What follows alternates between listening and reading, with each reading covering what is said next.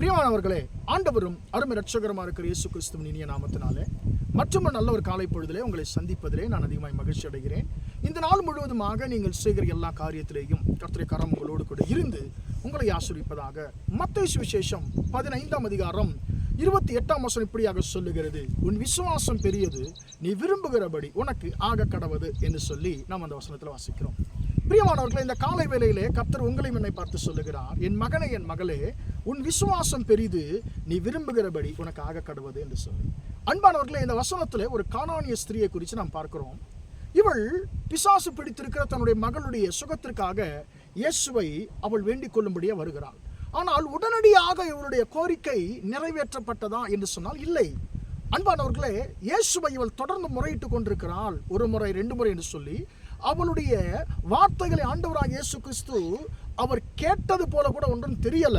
ஆனாலும் எனக்கு அன்பானவர்களே, இவள் தொடர்ந்து இயேசுவை இவள் முறையிட்டு கொண்டிருந்த பொழுது, இயேசுவிடத்தில் முறையிட்டு கொண்டிருந்த பொழுது, அன்பானவர்கள் ஒரு கட்டத்திலே இவள் தன்னை தாழ்த்தி கொள்ளுகிறாள். அப்பொழுது ஆண்டவராக இயேசு கிறிஸ்து இவருடைய விசுவாசத்தை குறித்து ஆச்சரியப்பட்ட ஆண்டவராக இயேசு சொல்லுகிறார், அம்மா ஸ்திரீயே, உன் விசுவாசம் பெரிது, நீ விரும்புகிறபடி உனக்கு ஆக கடவுது என்று சொல்லி. அன்பானவர்களே, இன்றைக்கு நாம் என்ன செய்கிறோம்? நான் ஒரு காரியத்துக்காக நாம் 1 முறை 2 முறை ஜெபிக்கிறோம். நம்முடைய ஜெபங்கள் கேட்கப்படாத பொழுது நாம் என்ன செய்கிறோம்? சோர்ந்து போய் விடுகிறோம். கர்த்தரிடத்தில் முறையிடுகிறதை விட்டு விடுகிறோம். இடத்துல நாம் வேண்டுகிறதை நாம் விட்டு விடுகிறோம். ஆனால் இந்த ஸ்திரீ நமக்கு ஒரு பாடத்தை கற்றுக் கொடுக்கிறாள். என்ன பாடம் கற்றுக் கொடுக்கிறாள்? உங்களுடைய முறையிடுதல் கேட்கப்படுகிற வரைக்கும் நீங்கள் முறையிட்டு கொண்டே இருக்க வேண்டும். என்ன வந்தாலும் உங்களுடைய முறையிடுதல் ஒருவேளை கேட்கப்படாமல் போகலாம், ஒருவேளை அது பதில் உடனடியாக கிடைக்காமல் போகலாம். ஆனாலும் நீங்கள் பெற்றுக்கொள்ளுகிற வரைக்கும் நீங்கள் இயேசுவை நீங்கள் முறையிட்டு கொண்டே இருக்க வேண்டும் என்று சொல்லி ஒரு பாடத்தை நம்ம கற்றுக் கொடுக்கலாம். அன்பான தேவனுடைய பிள்ளையே, நாம் ஜெபித்து நம்முடைய ஜெபங்கள் கேட்கப்படவில்லை என்று சொல்லி சோர்ந்து போயிருக்கிறோமா? இந்த ஸ்திரீ நம்மோடு கூட பேசுகிறார். இந்த ஸ்திரீ மூலமாக கர்த்தர் நம்மோடு பேசுகிறார். அன்பானவர்களே, நாமும் சோர்ந்து போகாதபடிக்கு நாம் முறையிட்டு கொண்டே இருப்போம். நிச்சயமாக கர்த்தர் உங்களை பார்த்தவர் சொல்லுகிறார், உன் விசுவாசம் பெரிது, நீ விரும்புகிறபடி உனக்கு ஆக கடவுது என்று சொல்லி. என்ன பிரச்சனைகள் வந்தாலும் ஆண்டவரே, நான் உனக்கு முறையிடுவதை முறையிடுவதை நான் விடமாட்டேன் என்று சொல்லி ஒரு தீர்மானத்தை எடுப்போம். நிச்சயமாக கர்த்தர் நம்முடைய முறையிடுதல் சத்தத்தை அவர் கேட்கிறார். நிச்சயமாக நம்முடைய விருப்பங்களை இயேசு நிறைவேற்றுவாராக. என்ன நடந்தது?